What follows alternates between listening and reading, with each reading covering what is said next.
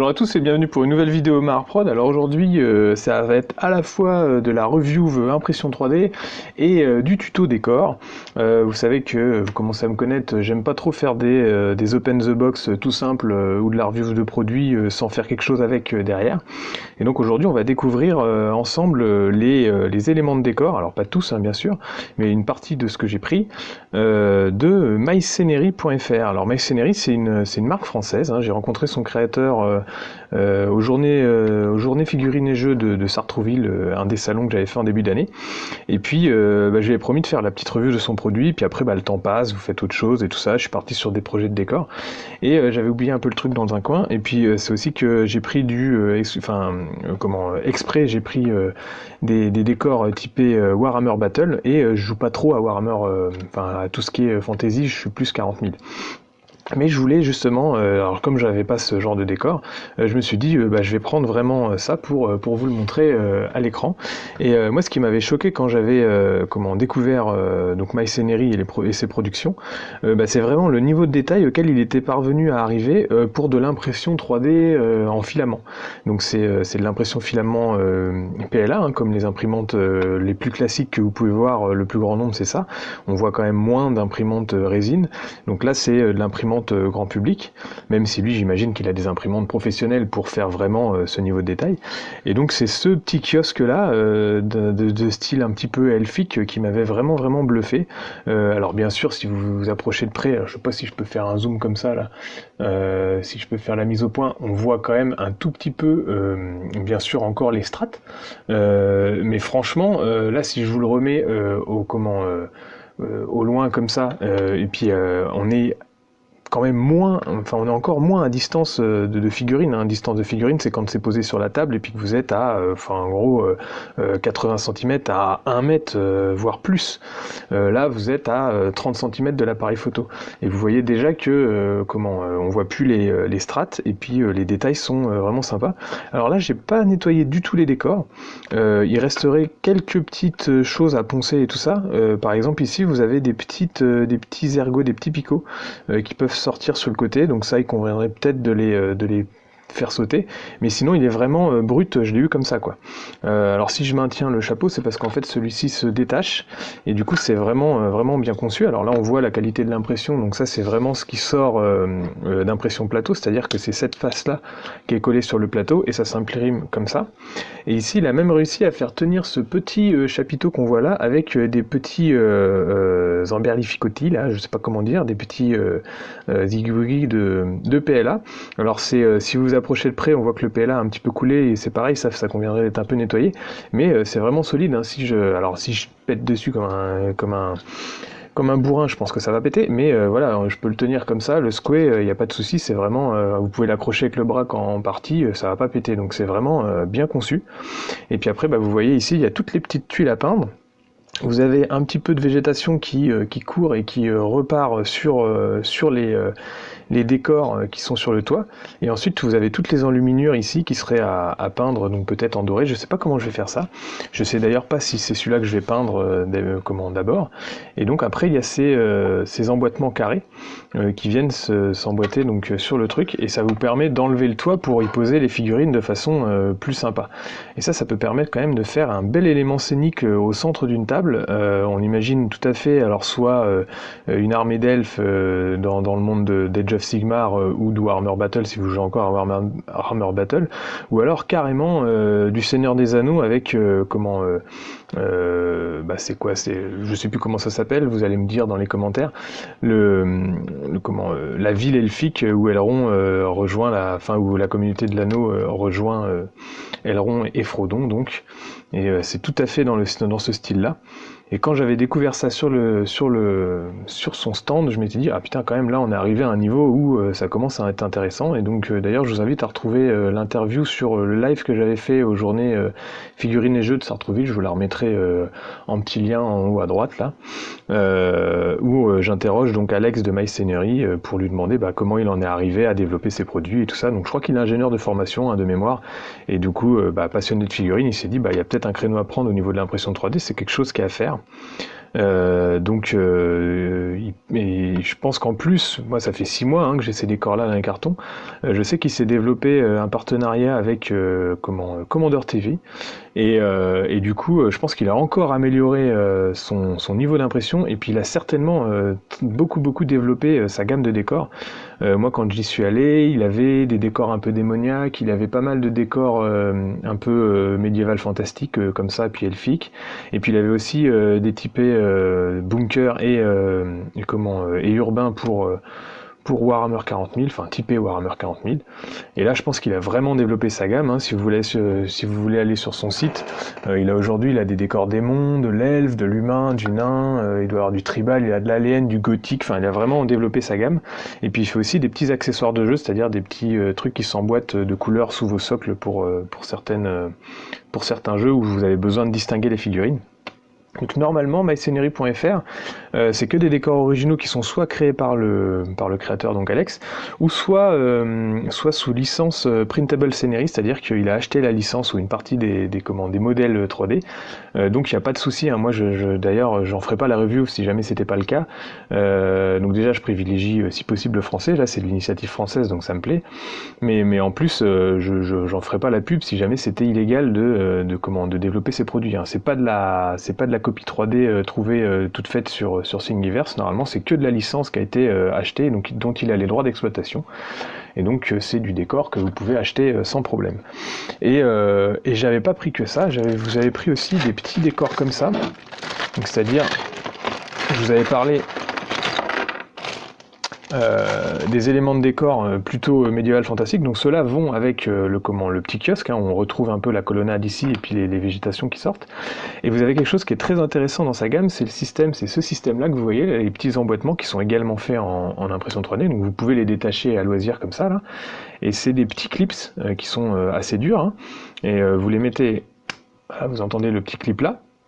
Et puis après, ça vous permet de faire vraiment des décors modulaires. Donc là, par exemple, vous avez donc toute cette série de petits murets. Donc à voir comment vous voulez faire. Alors là, il y a 2 bouts, donc on peut faire deux morceaux finis, on va dire. Et donc vous répartissez les crochets comme vous voulez. Alors là, peut-être que comme c'était quelque chose que j'ai récupéré sur le salon, j'en ai peut-être pas assez, mais en tout cas, pour faire tenir les décors entre eux, vous n'avez pas besoin d'en mettre 2 à 2, donc je pense que c'est mieux pour la solidité, mais déjà un, là, si vous le mettez comme ça suffit pour tenir bien le truc là. Vous voyez, vous n'avez pas besoin d'avoir 50 crochets, là, si je secoue, ça va pas partir, et puis vous voyez, si je tords comme ça part pas, faut vraiment... Hop, tirer dessus comme ça, et puis après pareil sur le crochet. Et donc vous avez tout ce système là qui s'appelle un système Open Lock, qui est disponible sur l'ensemble de ces décors pour créer encore plus de modularité. Et puis sur la plupart de ces décors, c'est ce qu'il précise sur son site, par exemple pour les bâtiments à 40 000, alors à Battle un peu moins, enfin à tout ce qui est les jeux fantasy un petit peu moins. Enfin quoique non, vous avez les escarmouches comme Mordheim, etc. qu'on a besoin des étages, mais à 40 000 on a beaucoup besoin d'avoir des étages et puis de bouger dans les niveaux, et du coup pour aller mettre vos figurines à l'intérieur des décors, c'est toujours un peu particulier. Donc normalement MyScenery, lui, il a développé des systèmes d'emboîtement comme vous avez vu sur le kiosque, mais également des systèmes de niveaux où vous pouvez enlever les étages pour pouvoir mettre les figurines à tous les niveaux. Et puis il précise sur son site qu'en plus la plupart des portes qui sont présentes dans ces niveaux là sont la plupart du temps ouvrables à loisir. Donc là c'est pareil, hop, on met ça, et donc ça vous fait votre muret. C'est quand même vachement bien conçu, on est vraiment à hauteur, voilà, vous allez cacher un niveau, le premier niveau pour vos figurines au niveau des lignes de vue. Donc c'est vraiment cool. Et là par exemple, donc je ressors un crochet parce que j'ai pas besoin d'en... Hop. Et donc ça c'est un mur courbe. Et du coup, tac, tac. Et vous voyez, vous avez... alors je pourrais enlever 2 des coins et puis faire vraiment un grand mur. Donc c'est vraiment bien conçu, franchement. Après, une fois clipsé entre eux, ça tient sans problème. Le fond, comme il était sur le plateau, il est plat, vous n'avez pas besoin de le reponcer comme certains décors en résine que vous recevez et puis qui ne sont pas préparés. Et puis c'est pas de l'impression 3D qu'à par exemple. Vous avez certaines impressions 3D où les couches vont être un peu mal soudées. Quand vous appuyez dessus, c'est pas très solide parce que la couche de remplissage n'a pas été assez épaisse. Vous pouvez y aller, c'est vraiment du solide, quoi. Même si j'essaie de le tordre, ça se tord pas. Ça va se tordre à l'endroit des jonctions, forcément, mais on peut faire des trucs marrants comme ça. Mais non, c'est vraiment bien conçu.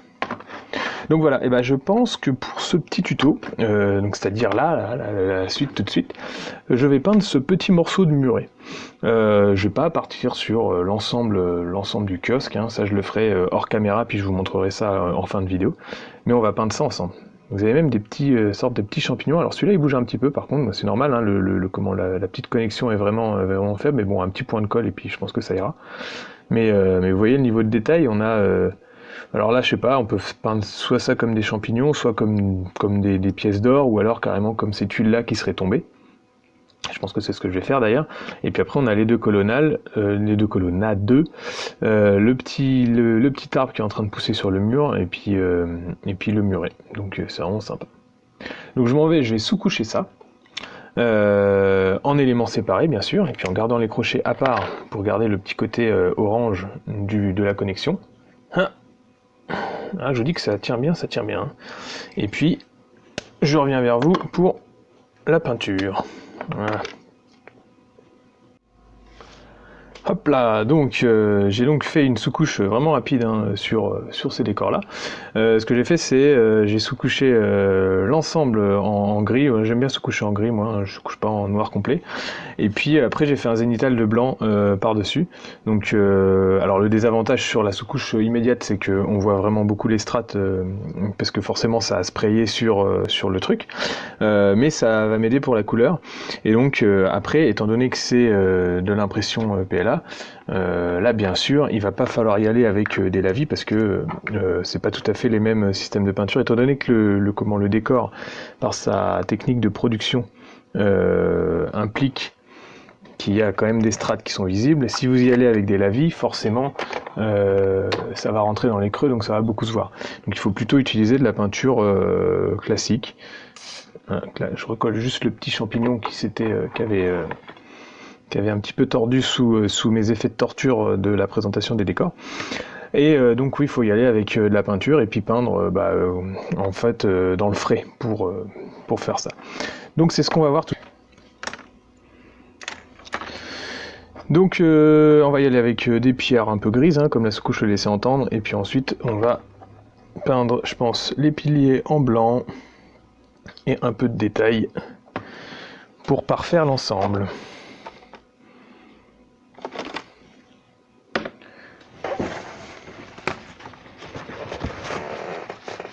Je prépare mon petit setup, hein.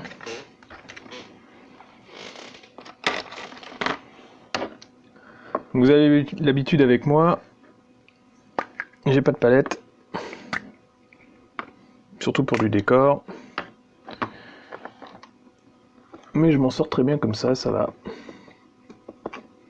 Donc ce que je vais faire, c'est un peu travailler les ombres. Donc là, on passe dans les creux.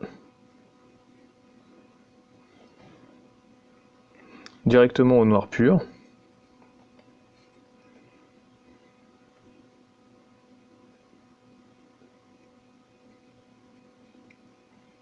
Pareil au niveau des brossages, si vous partez sur des brossages un peu trop lourds sur ce genre de décor, malheureusement avec les strates du PLA, vous risquez d'avoir quelques surprises. Mais bien que je pense que avec un brossage maîtrisé, assez fin, ça doit pouvoir se faire. Donc là, hop, je prends du gris et puis dans le frais, quand le noir n'est pas encore sec, je fais mes nuances.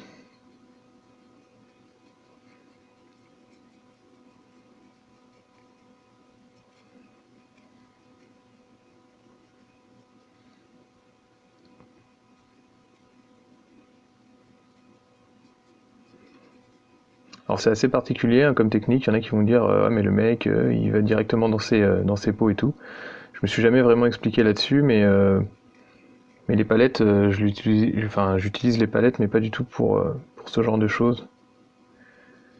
Quand je fais un mélange et tout, là on utilise quand même des peintures Games Workshop qui sont déjà, qui ont une variété de gamme de couleurs qui est assez énorme, et je trouve que les palettes c'est une perte de temps.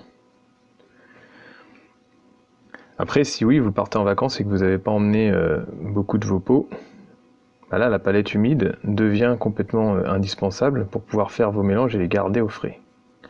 Ici pour du décor, c'est pas ce qui va nous intéresser. Donc voilà, on commence déjà à avoir un petit peu de nuances. Je sais pas si à la caméra vous voyez grand chose. Et l'idée c'est de travailler un peu au ressenti quoi. Et bien sûr à la fin, rien ne vous empêcha d'aller jusqu'au blanc avec un brossage. Pour faire bien ressortir ce que vous venez de peindre.